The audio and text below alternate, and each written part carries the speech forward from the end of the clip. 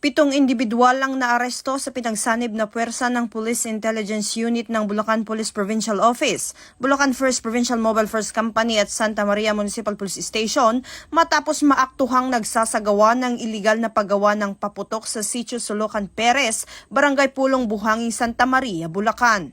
Kinilala ni Police Lieutenant Colonel Razel Dennis Iriburiano, hepe ng Provincial Intelligence Unit, ang mga sospek na sina alias Peter, si Hila, Jeff Nold, Ann, Mary at Lynn, nasamsam mula sa lugar ng operasyon ng iba't ibang uri ng iligal na ginagawang paputok, kabilang ang mga tinatawag na 5-star, gayon din ang mga kagamitan na ginagamit sa paggawa nito. Tinatayang aabot sa humigit kumulang 20,000 pesos ang kabuuang halaga ng mga nakumpiskang paputok at materyales.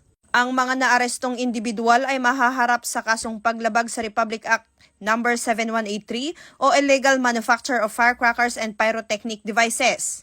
Ayon kay Police Colonel Angel L. Garciliano, Provincial Director ng Bulacan Police Provincial Office, patuloy ang mas pinaigting na operasyon ng kapulisan laban sa iligal na paggawa at pagbebenta ng paputok bilang bahagi ng paghahanda para sa ligtas at maayos na pagdiriwang ng nalalapit na bagong taon. Hindi titigil ang Bulacan PNP sa pagsugpo sa mga iligal na aktibidad na naglalagay sa panganib sa buhay at kaligtasan ng ating mga kababayan. Pahayag ni Picol Garciliano. Patuloy naman ang paalala ng pulisya sa publiko na iwasan ang paggamit ng iligal na paputok at makipagtulungan sa mga otoridad sa pamamagitan ng pag-uulat ng anumang kahina-hinalang aktibidad sa kanilang komunidad.